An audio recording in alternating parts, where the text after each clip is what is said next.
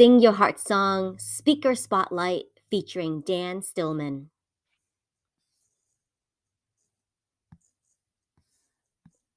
Dan Stillman is a certified positive psychology practitioner, transformational mindset, and integrative medicine health coach. Dan teaches life concepts that aren't commonly taught at home, in school, or in the workplace. His signature program is Get Real, Deal, and Heal. For more information, please visit his website at www.holisticwellcare.coach.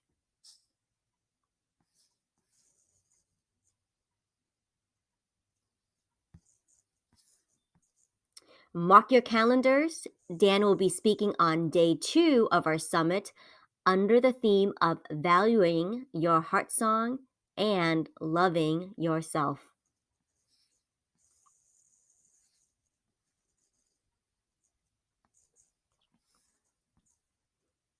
Dan says this: don't move through life with a broken connection.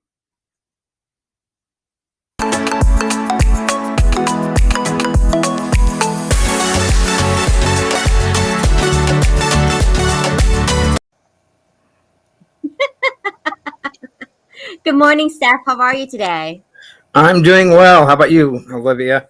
Fantastic. Thank you so much for joining me today. My pleasure, as always. Excellent. So all of you who are watching this, we have been going on our 2nd week streak this month, and we're so excited. Yeah, it's a cause for celebration, right? I believe in celebrating everything. So the fact that we completed the 1st week, we're now in our 2nd week. It's a round of applause.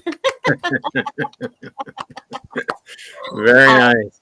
Yes. And so all of you who are following our journey, thank you so much for your support. Please drop in a comment, say hello to us. Let us know how you are feeling today as we dive into today's conversation and meet our next speaker. And super thrilled to have Dan Stillman with us today, Steph. How about you? Absolutely. It's great to have Dan, who, brings so much of his heart and his story with us, and is just really on a mission to make an influence and an impact in the world. Yeah, and so many speakers apply to our summit, and we really had to interview each and every one of them to make sure there's a good fit. And so that's another kudos for us, right? Like, we expanded our recruitment efforts to get a wide variety of speakers this time around.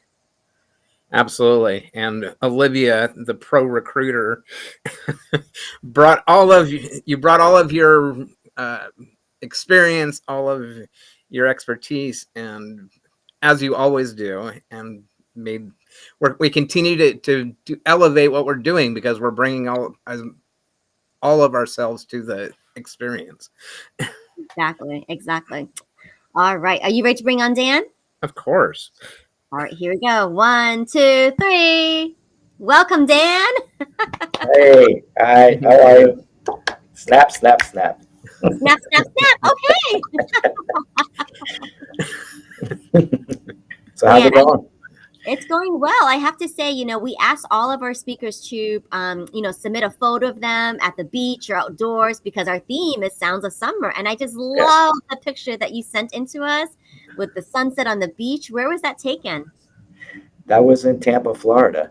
Yeah. Oh. Clearwater Beach over there. Yeah. That's my neighborhood. At sunset. So it was nice. Yeah, it was a perfect photo. I love Clearwater. It's exactly what the name says. You go in and the water is so clear, you can see your toes. How fun. It was great. How far away is that from your place, Olivia? Probably like a good 3 or 4 hour drive. Okay. Depending who's driving. But yeah, that's a gorgeous photo. Beautiful setting. Tampa, you can't go wrong with Tampa and Clearwater. Yep. Amazing location. Yeah, it's nice. I really love it there. Absolutely. So tell me what creates that Sounds of Summer beach feeling in your everyday life. Where do you go to bring that energy? Where do I go to bring that energy? It could be on a hike. I like to hike a lot. So nature is what brings a lot of peace for me and makes me feel connected with the universe. I really enjoy that. And, I have certain affirmations and songs that I listen to that, help ground me and bring that heart brain coherence Mm, that helps me feel connected with other people and nature. that's Yeah, awesome. I yeah. love going. I hike nearly every day, and it is just such an essential part of my life, of who I am, and it's awesome to be able to get out there. And I know Olivia's got a real heart and head for music, so I'm you are in familiar company, Dan, and it's awesome to have you here with us. Oh, thank you. Yeah, Olivia, did you hear that? I know you didn't never heard of the song that I submitted, "Hot Chocolate." Everyone's a winner. Did you get a Oh, chance to listen to it? I did. Did you like it? I did indeed. Yes. Good. Yeah. Awesome. I was going to ask you, what was your favorite song? So, yep, hot chocolate. And then what about your favorite affirmation? My favorite affirmation. Well, I have so many. I have 'em- I have so many written on my whiteboard here. Okay, top three. Top three, Dan. Well, don't move life with a like with through. Don't move life without with a broken connection, which you already Mm, had displayed. You're capable of so much more. And each morning, the moment you take your head off your pillow, you have all you need. mm, nice.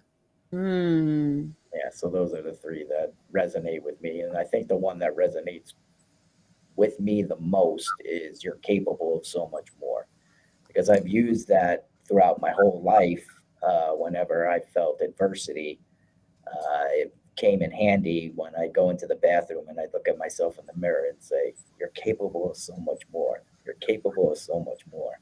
And then I was able to, work through whatever I needed to work through to get me back on uh, the straight and narrow. So, That's awesome. yeah. That is a great perspective to take, that when you're facing challenges and you remind yourself that you're capable of so much more, rather than kind of taking a defeatist attitude to it, to say, yes, I can do this and so much more. Yeah, it's true. You do have to feel the feelings, and that's one of the things that, I think when we talk about being heart-centered, a lot of people, that's where you feel most of your feelings. Like a lot of people don't understand that you have like 40,000 sensory neurites, they're called, in your heart, but your heart is kind of an independent brain. And, you need to feel your feelings, like being human is feeling feelings. And I think, one of the most important things is you want to feel those feelings, but you don't want to get stuck in the negative feelings. And that's Mm, where you're capable of so much more comes into play for me to remind myself that, yes, you could feel this. It's normal. You don't want to hold it in, but then eventually you got to pull yourself out. You know, So why would you want to feel your feelings? I was just in a conversation this weekend with two other guys, and one of the things that was brought up is that guys just don't, we don't go there. We don't talk about emotions. We don't talk about feelings. yeah. And obviously here we are talking about it. So that's not. Yeah, I think with guys it's harder. I have a webinar, The Truth About Masculinity, and I think it's just, they made up a term that I don't like, and it's called toxic masculinity. And I don't like the word toxic, but I do like the word uneducated Mm, masculinity because it's just something that I think men weren't taught to do because of the stereotype and the environmental factors that influence us, from early childhood and the things that were said to us as a child from our fathers or from other men that you can't cry, what's the matter with you, what's wrong with you, and you develop these beliefs, that I'm not good enough, what's wrong with me, why don't people like me, and you don't realize that these things get stored in your subconscious, and it just perpetuates until later on in life when you become an adult and things aren't going the way that you would like them to go, and you see how they're affecting various areas of your life, such as social interactions, your career, your love life, your spirituality. And then it's like, oh God, I need to unlearn everything that that my parents screwed me up with. And that's why I say it's not their fault because they weren't taught. It's like at some point we all have to take ownership and responsibility for our own well-being and break the cycle. So I think that's where it comes from, Steve, is just the things that we were taught. It's not our fault. Absolutely. Yeah. And just like us, our parents were doing the best they can with what they had, and they rose to a certain level. Our opportunity is to take how they helped us raise to wherever we are, and bring it up a little bit more for the next generation. Yeah, exactly. Yeah. Just want to give a shout out to Irma. Irma's one of our co-hosts for the summit. So yay, Irma is joining the conversation. She's participating. Thank you, Irma. And Irma has a question for you too, Dan. When was the Okay. first time that you realized it was okay to feel? Uh, an early age, probably in my 20s. When I was 22, I kind of hit bottom from all the trauma I experienced as a kid, which is mostly abandonment and some physical abuse and just being teased a lot for being Jewish, anti-Semitism, and I was always the shortest kid, so I had to, kind of fend for myself growing up in the neighborhood that I grew up in, which was mostly a blue-collar neighborhood, mostly Christian neighborhood. I had to fight my way out, and when I turned 22 is kind of when all those emotions of shame and guilt and I guess not really loving myself, didn't know who I was. And that's when I began the journey of learning who Dan Stillman is and truly becoming a vulnerable human being and learning a lot of life concepts such as self-centered fear, how I was afraid I was going to lose what I have, or I was afraid I wasn't going to get what I want or needed, and how unrealistic expectations kind of influenced my life, and perfectionism, worrying about what people thought of me, and not being whole. And that's so 22 is when I believe the journey really began for me. Wow, that's great. Yeah. Dan, I'm curious. I'm almost very, very frequently the shortest person in the room, not only the shortest guy in the room. Um, and I stand 5'2" without elevator platforms, but it is a challenge, to deal with those types of things. It's things that a lot of times we don't think a lot about. That there are challenges with height, with our religion, with our how we express ourselves or how we identify or whatever. Mhm. There's always kinds of things that people can poke at and belittle. But there's also the opportunity. I think it's so cool, and I'm totally in awe that at 22 you started to turn things around and began to really look and see, who is this Dan Stillman guy, and how do I be the best that I can be. Going back to one of your affirmations, that you're capable of so much more, rather than letting all that stuff weigh on you and push you down, that you saw it as an opportunity for growth. So I Yeah. totally commend you on that. Well, thank you. I truly appreciate that. And, it was, I, people ask me, well, how did you do that? Like, how could you do that? And I think for me, I think that you're born with certain qualities. And I'm a spiritual person, and I believe that we're here for a reason. My grandmother would tell me, you're the most loving out of all my grandchildren. That's Mm, what she would say to me. And I've always had a soft heart, or a compassionate heart, for people who were less fortunate. So I don't know if you believe in astrology. I'm an Aquarius, so I don't know. Like they say that Aquariuses are, like to help people and do those things. But I think I was just born that way, and I'm lucky. And that's what kind of put me on this path. It's like, for me, and I feel very blessed and grateful that I have the introspective wisdom to look at my life and look at each thing that's happened. I wish I would have caught on to it sooner. Maybe I would have started doing the coaching a lot earlier in my life, but it happened just the way it was supposed to happen. And I was able to like find my true meaning and purpose for my life, and most people in the world don't. And we have to really be grateful for that, and have empathy and compassion, and try to do what we can to, my philosophy is to try to make the world a better place, for each and every one of us. Yes. So that's my goal. And I love that you have that compassion for those people who, haven't yet figured out what their path is. What is the North Star that they're following, or whatever. I mean, it took me until much more recently to figure out where I was headed, and how to travel in a healthy and helpful way. Yeah, it's tough. It's pain is hard. When you have to look at yourself and look at the pain, a lot of people in this world right now have one foot out and one foot in. And I feel it's like our responsibility as change agents, I like to call us, to help give the nudge to those people to say, it's okay. You're not alone. We're here to help you. You can take that extra step and join us in this circle.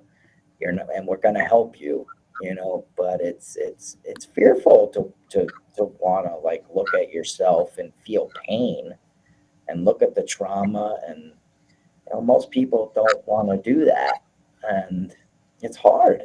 So I commend people who really want to, not just survive, but thrive. It takes a lot of courage. Yes. And facing those, you talk about facing the pain, which most of the time, we want to push away from the pain. We want to, put the pain off somehow, whether that's, binge watching Netflix, or, Yeah. downing a dozen beers, or whatever. Yeah. But that in order for us to thrive, we actually need to go through the path, and that path oftentimes, and in fact almost always, includes some kind of pain along the way. Yeah, because why? Steve, because we just weren't taught. Like nobody gives us the playbook on how to live life emotionally, and deal with things emotionally. We kind of fend for ourselves, and we're influenced by all these environmental factors, and it's just, it's very difficult. It's like, where do you learn the skills in order to, be resilient, learn what self-regulation is, how to question your own thoughts, how to have nonviolent communication, how to express your feelings, what thinking traps are, what's the difference between having a growth versus fixed mindset, forgiveness, loving yourself. All these things, are important, but we're just not taught that in schools or by our parents or by other influences, unless we really um, take some time to pursue those things. And that's why I created the things that I've created, such as the Get Real Deal and Heal courses, to introduce those positive psychology principles and tools that people could learn in their 20s, right? Because when you turn 30, that's really when you kind of make a lot of very important decisions. Where you want to live? Do you want to get married and have kids? Do you want, what's your career going to be? And so many of us are like pushed into this stereotype that it has to be X, Y, and Z. You go to school, you get married, you get a job, you have kids, you have grandkids, you die, and that's it. That's life, right? But the sky's the limit. You could do whatever you want. And I'm just trying to help people understand that, find your purpose in life. What's the meaning of life for you? And learn how to become your own CBT therapist or your own cognitive based therapist so you could question your thoughts in real time and not spiral down the rabbit hole like I did when I was a kid because I didn't know how to question those thoughts. And I made up these stories that weren't true. You Mm. know? And then you believe them and get stuck. I don't want people to get stuck. So, Just want to give a big shout out to Emmy. Emmy Russo is also watching with us. So, yay, Emmy, good morning to you. She is following the conversation and loves your story, Dan, that you're sharing about how it's happening the way it's supposed to be, right? It's all divine timing. And yeah. Irma's got another question for you here. Okay. Two-part question. She's always a two-part question girl. So, first part, Snap, you snap know, stir. snap, snap. So, first part, Dan, do you think what people are currently experiencing in the world affects us and how we decide to live? And do you Okay. think our youth are suffering more because of world occurrences? And I know you've got two boys, right? Paul and Matt. And so, how are they growing up in the world? Like, how do you, and they're kind of right at that fragile age too, where they're exploring, they're getting to all the different things. So, how do you feel like your coaching has been able to impact them as well? That's my You know, question. So, okay. So I'll try to wrap it all into one answer. So let's see how I could do this. I definitely think that the outside. I mean, we receive this stimuli through our five senses, right? So definitely, what's going on in the world, I believe, affects us because we're energetic beings, and our energy can be depleted. It could be, uh, you know, it could be exacerbated in a positive way. And when you're watching certain things on TV, such as violence or famine or just real world things, how you perceive those things can either cause you to think that the glass is half full or the glass is half empty. And, and also the beliefs that you are taught, could be influenced by that because I believe that that there's a relationship between the thoughts that you think and the beliefs that you store in your subconscious. And if you have, and those thoughts are directly connected to a feeling, and then those feelings produce an action, and then the action produces a result. And the best way that I could give you an example is that if you were young at a young age and you were bit by a dog, you may develop the belief that all dogs are bad. So when you see a dog, the first thought that you have is, oh, that dog is bad. The feeling you get is fear. The action that you do is you run away, and the result is you'll never be around dogs until you get over that. And then the cycle just perpetuates. That's just how our minds work, right? So we have to really learn to, as a society, to learn to practice the pause, you know, instead of just react. And I think if we could learn how to practice the pause, and this is what I teach my kids based on the question that you asked me, is to, practice the pause, think about what you're thinking, look for the evidence for and the evidence against what you're thinking. And, if you could come up with some things for the evidence for and the evidence against, then you could change the thought that you just had. You know, I could go into more of an example of how that, as an example, how that happened, but in the essence of time, we could do it another time.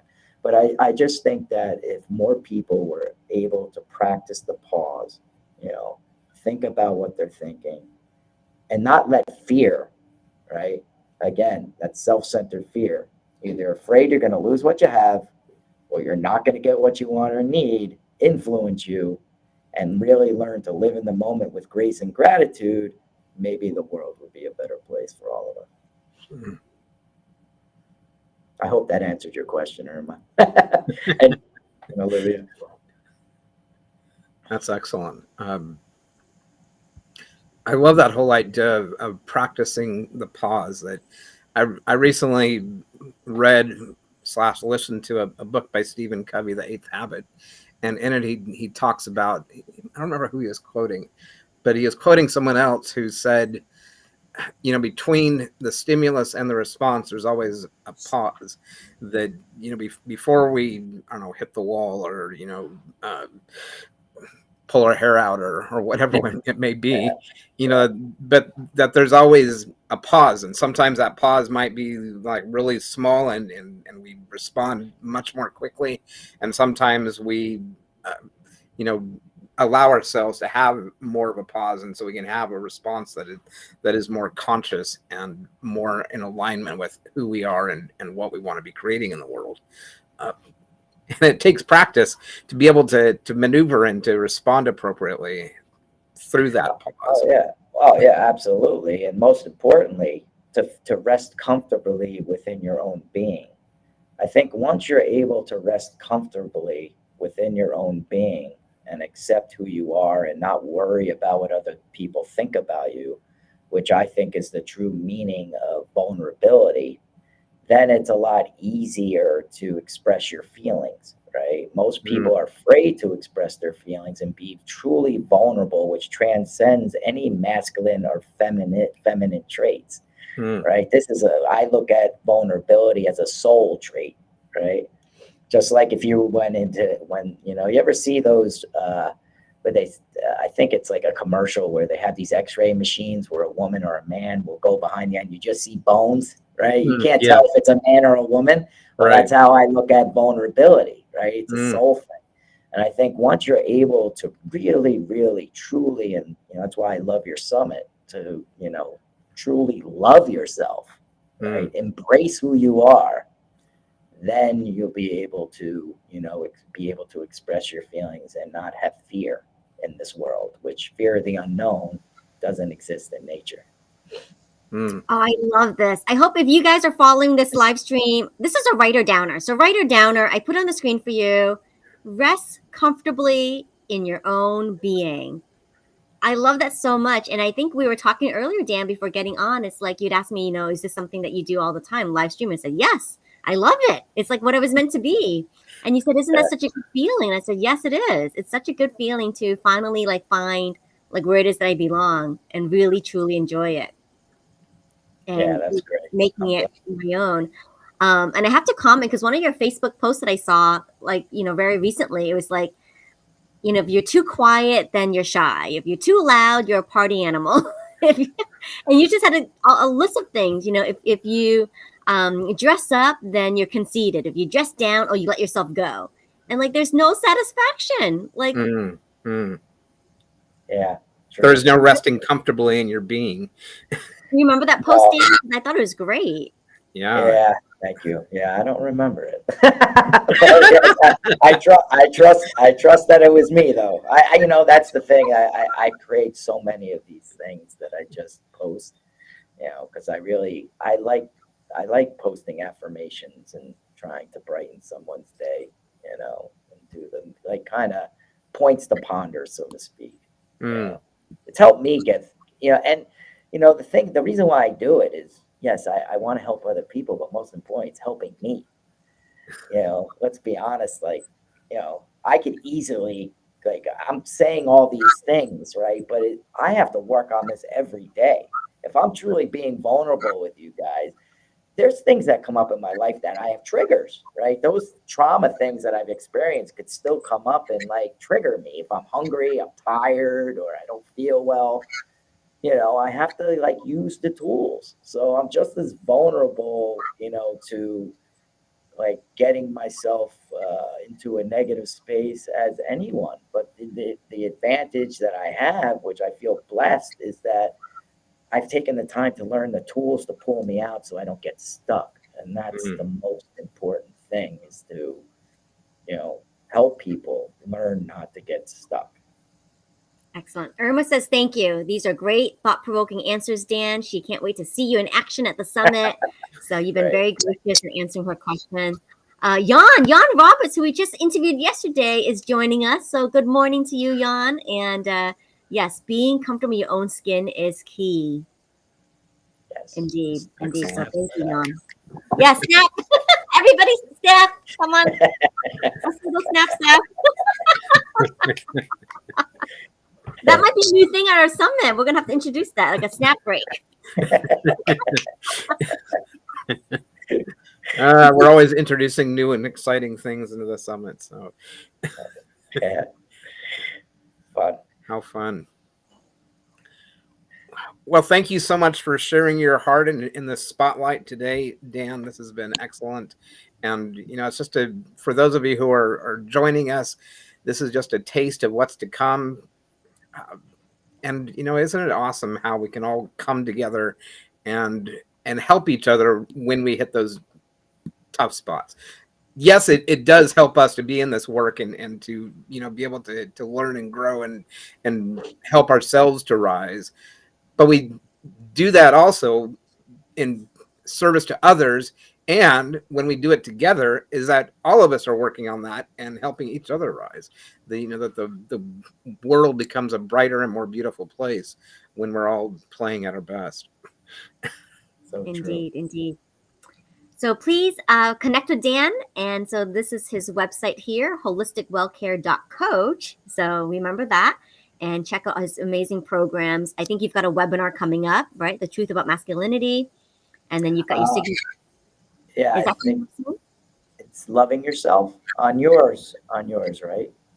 the Or- one that you talked about just now, The Truth About Masculinity? Yes. Is that separate from our summit?